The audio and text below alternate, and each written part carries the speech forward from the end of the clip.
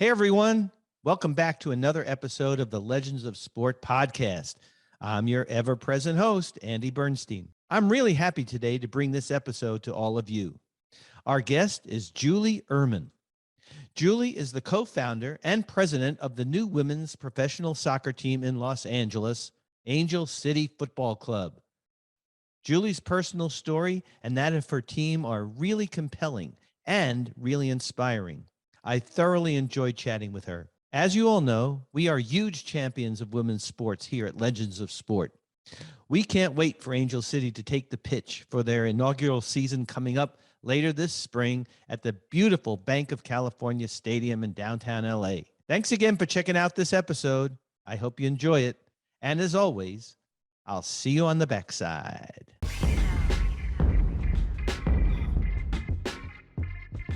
So I want to welcome co-founder and president of Angel City Football Club, Julie Uhrman, to the Legends of Sport podcast. How you doing, Julie? I'm good. How are you, Andrew?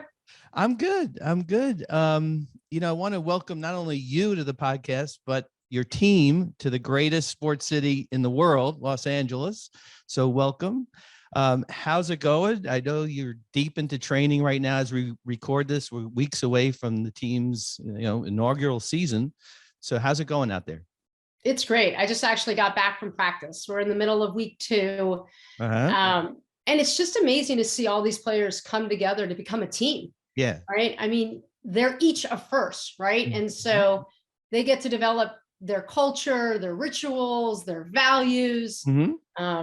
It's been a real joy. And there's such an enthusiasm and excitement between the players and the coaches, and you can't really keep us owners away. So fortunately, they are accommodating us. Right. It's a little bit of the pinch me moment every time we're up there. Right. Heaven on earth. Yeah. Well, we're excited in my household. I got to tell you, I'm the father of 3 daughters and a son. My youngest, 13, deep into soccer. I didn't grow up with soccer. I'm a New Yorker. Soccer was a foreign sport to me, but my wife is Argentinian. So you can imagine what soccer is going on in my family. So we literally were one of your first to get in on season tickets. So we'll be there every game cheering you guys on. Well, thank you. You are now one of 14,000 season ticket holders. That's amazing. We are going to pack the bank. We're going to sell it out. Yeah. It's going to be like any experience that you've ever seen. No, it's fabulous. And for people who have not experienced any event or soccer game, especially at Bank of California Stadium, it's a very special place. It was built for soccer. It's incredibly fan friendly. It's a family atmosphere. I mean, really, we just can't wait, and we're waiting for the schedule to come out so we could get all those dates on our calendar, ready. You're not alone. I'm waiting too. I think we're close. We just announced the Challenge Cup, which is our preseason tournament. So we've got some opportunities for fans to come and take a look, and for the players to get ready for the regular season. We plan on surprising and delighting everyone who supports Angel City. So will that be your first official game as a team? Will be the Challenge Cup on March 19th? Is that it? It is. We have some friendlies planned just during practice for these next 4 to 5 weeks. But the Challenge Cup starts in the middle of March, runs through the middle of April, and the season will start the first weekend of May. Wow. So it's getting closer. That's amazing. You must be in like hyper mode right now. I can't imagine. So Julie, on the Legends of Sport podcast, we always want to find out how it started. Okay. So we're going to get to Angel City and the birth of it and the journey, but I want to find out about you. And we've done a lot of research. I'm really intrigued by, the fact that you came from entertainment and tech background, and all of a sudden you're the co-founder and owner of a major sports team in probably arguably the greatest sports city in the world. How did that all happen? Yeah, I mean, right place, right time. Yeah. I mean, it's one of those stories which is hard to replicate, but the idea for Angel City was really Natalie Portman's, the actress and activist. She was very early on a member of Time's Up and spent her time at Time's Up talking with the U.S. women's national team about what she did in the entertainment space as she strove to get, equal pay and equal attention for women, specifically directors and actresses. And while engaging with the U.S. women's national team, she really learned about how successful they are on the pitch, but how they're not, recognized or paid in the same way. She, through that process, heard a talk by Abby Wambach where she was getting the Icon Award at the ESPYs. Yeah. At the same time, Kobe Bryant and Peyton Manning were getting the award, and they're talking about their future and their investments and what they're going to do. And Abby's like, I need a mortgage. And what is that? And how am I even going to afford that? And so, that really struck with Natalie. And I'd say the third thing was in April of 2019, there was a friendlies match at the bank. It was also the 20-year anniversary of the 99ers. So the team that won at the Rose Cup, the World Cup, and the Rose Bowl, for the World Cup. And she shows up with a bunch of her friends, and her friends happen to be just like yours, Andrew, Eva Longoria, Jessica Chastain, Jennifer Gardner, Uzo Aduba, and they're wearing I run with the same people. Yeah, you guys run in the same circles. Yeah, and they're wearing these shirts that say "Time's Up, Pay Up," and they're wearing the jerseys of the players, and it got a ton of attention. Yeah, and I think that really stuck with Natalie, which is like the amount of attention and awareness they got for supporting the women's team. Natalie met Karen Nortman, who's a venture capitalist here in Los Angeles. They all started spending time with the U.S. women's national team. Kara goes to the World Cup and sees them win in France in the summer of 2019. And on the plane ride home, Natalie's texting Kara, hey, let's bring a team to LA. Let's create a women's professional soccer team in LA. Kara obviously did not take that seriously. And after the second or third text, realized that Natalie was serious. Cut to, I am a born and bred Los Angelian, so I do believe that Los Angeles is the best sports town in the world.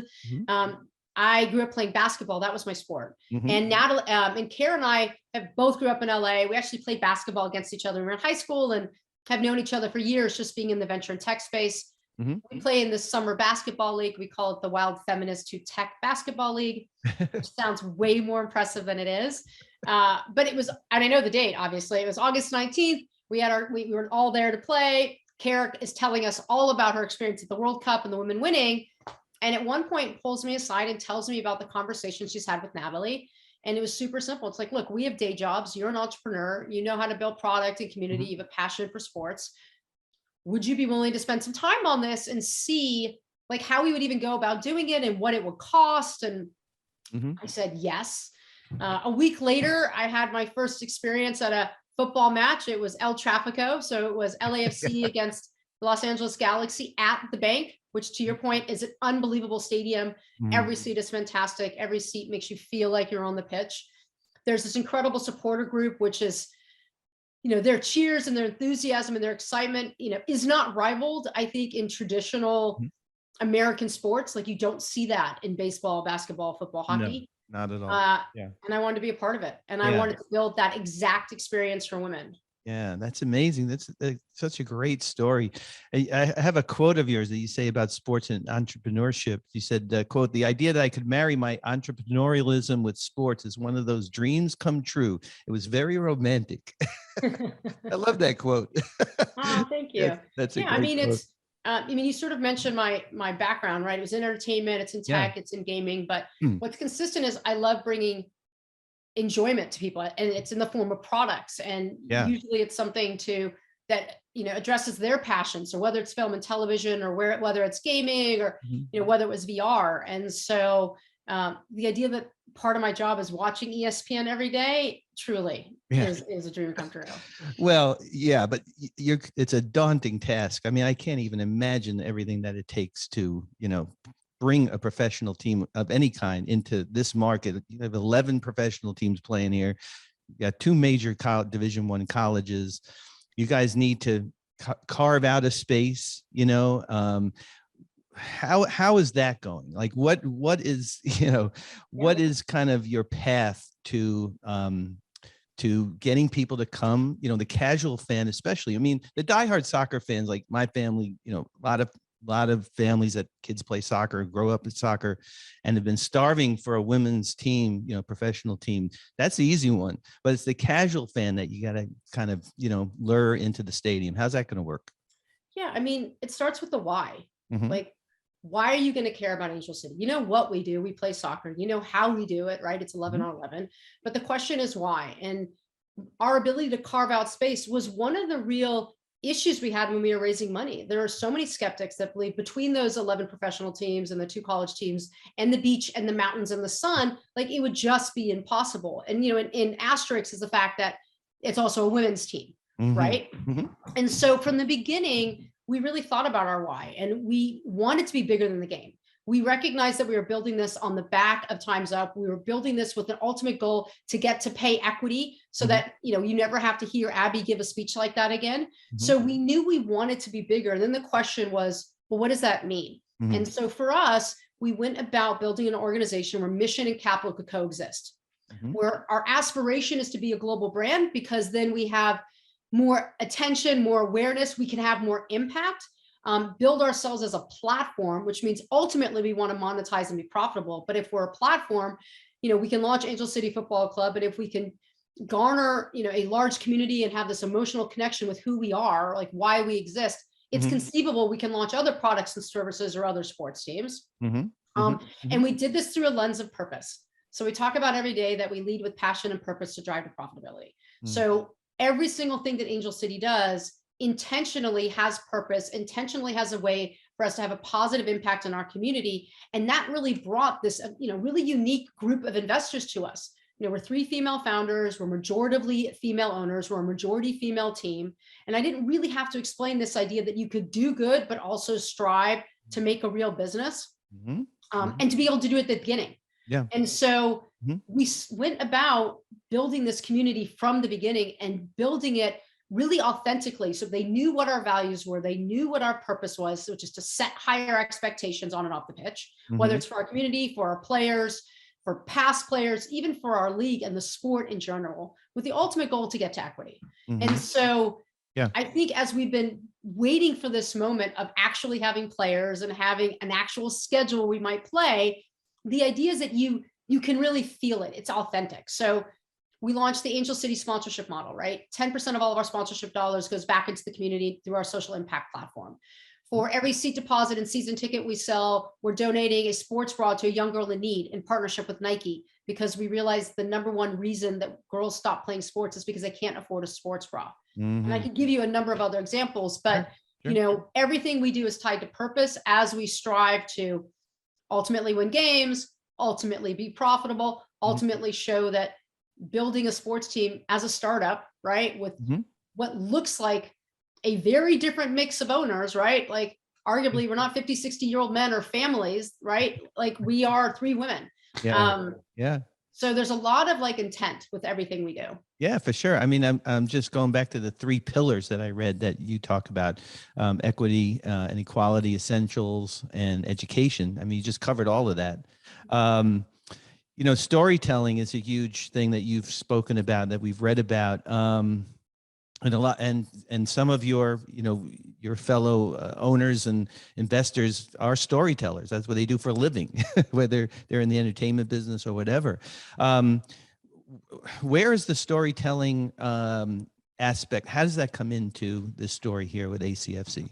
Yeah, no, that's a great question. I mean, it started with Angel City, right? What we stand for, what our mission, what our values, why do we have this incredible ownership group, and what's the value they bring to the club? Right. But ultimately, we believe, certainly with social media, but certainly with the explosion of broadcast and streaming, that fandom has changed, right? We believe that fans follow players first, teams second, and leagues third. So therefore, the storytelling has to be of our players. And it's not just the 11 that are their starters, because some of them will go away for international duty, but it's our entire roster. If we tell the stories of who they are, why they're here, what their platform is, what their social causes, what their business is, who they are, right? Those fans are going to follow them. And then ultimately those fans will want to see them, which is follow Angel City, but then they'll want to be part of the solution, right? Which is buy a ticket, buy some merch, show up at a game, right? Come to an Angel City service event. So, and now that we have players, we can start telling the stories of our players. We can start telling the stories of our team.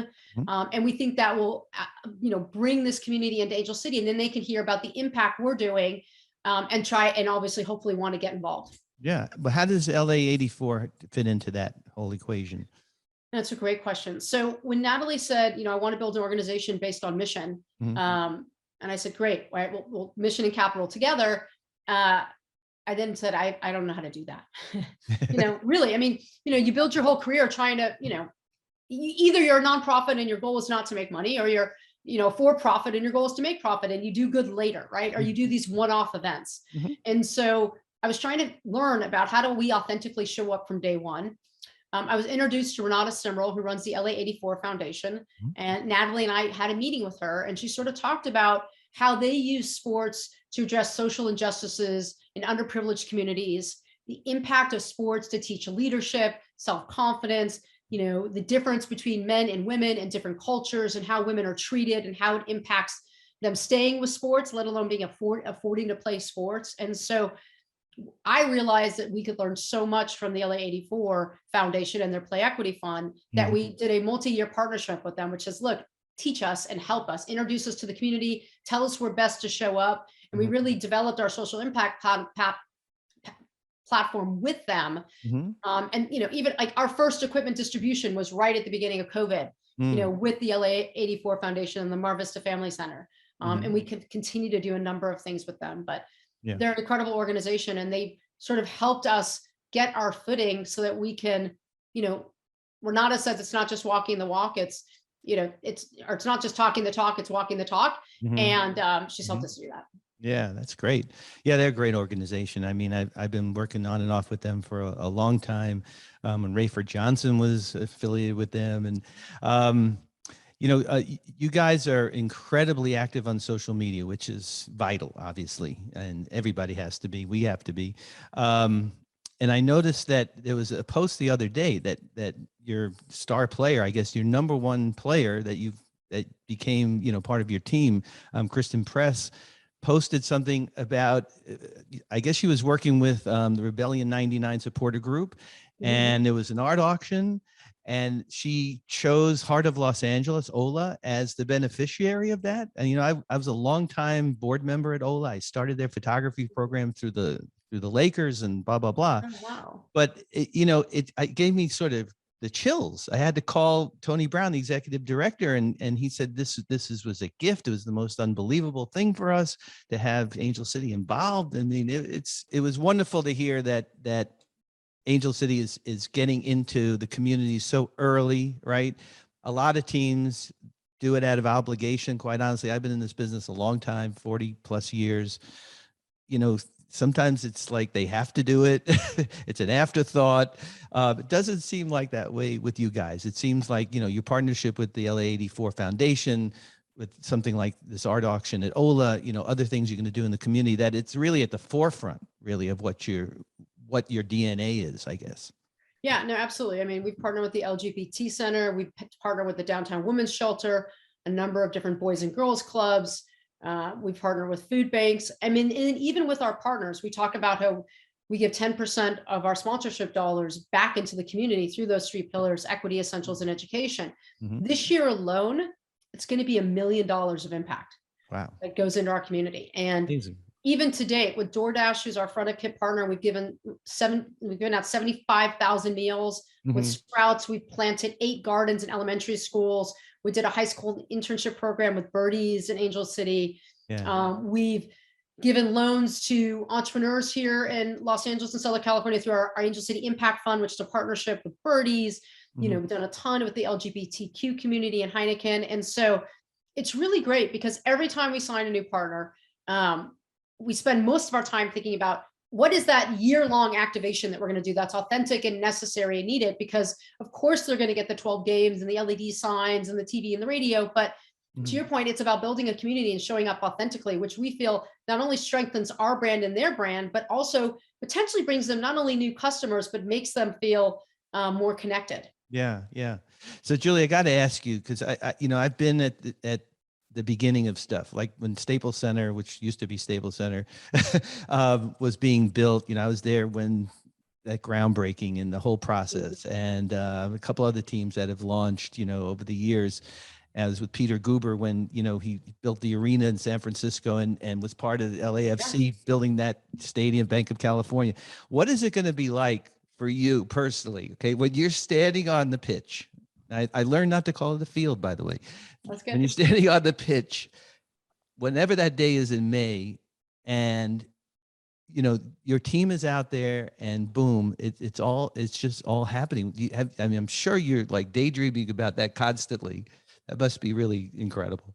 Uh, I look for it with like glossy, teary eyes. I mean, Yeah, it's right. going to be it's emotional just thinking about it. I Yeah. mean, I know it's going to be standing room only, and I know it's going to be super loud and vibrant. And we're going to have these owners who believed in us and believed in us founders that don't have a sports background, that wanted to build this differently, that Mhm. we're going to challenge convention, and we're going to break boundaries, and we're going to do things differently. And so to have the 14 former U.S. women's national team players that are supportive, and now like have a financial stake in the future of the sport that they built, Yeah. right? Not to mention the fact that they helped me interview coaches and they guided me, in a number of different ways. It's going to be incredibly emotional, rewarding, Yeah. I think unbelievable for the city, to really see, I think, a sports team be built differently, Hmm. and to Hmm. show that it can have the exact same results of a championship team that is known to Los Angeles year in and year out, and to be able to, I think, see it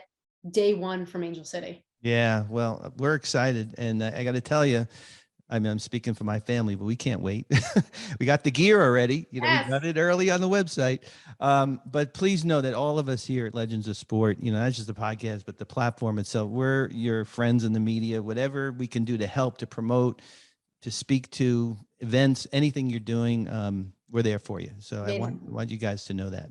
Take you up on it. And can't wait. I mean, May is NBA playoff season, but I might have to take that day off, so that's okay. Yeah. And yeah, we're gonna work with the mayor to make it a half day holiday, Right. so people can have plenty of time to get to the Bank of California, have plenty of time to spend in our fan fest, and get into the stadium early for all the spectacular events we're working on. Well, we can't wait to cheer you on. So, Julie, thank you. Thank you for your patience with the glitch, which was Oh, weird, please. but I appreciate it. I hope we'll see each other at some point. I know you're super busy, but if you make it down to, a Kings game, Laker Clipper game, maybe we'll meet there. But I can't wait to be there on opening day. Amazing. Thank you, Andrew. All right, Julie. Thanks. And thanks to your team, because everyone's been great helping to set this up. I love hearing that. Okay. Thank you. All right. Thanks, Lise. Okay. Thanks, Andrew. Bye. Bye. Well, big thanks to Julie Uhrman for taking the time from her crazy busy schedule to chat with me on today's episode. I can't wait to cheer Angel City on. I hope you can all catch a game here in LA or anywhere you may be that has an NWSL team nearby. Thanks to everyone from Julie's team for helping to make this interview possible. Thanks as always to my producer and head researcher, Veronica Ahn. Remember, you can find us on the iHeart app and online, as well as Apple and Spotify and your favorite podcast platform. Keep following us on Instagram at Legends of Sport, our Twitter at Legends_of Sport, our website, legendsofsport.net, and our YouTube and TikTok channels, Legends of Sport. My photography can be found on Instagram and Twitter at ADB Photo Inc. We'll be back next week with another great episode. Until then, as always, stay safe and stay well.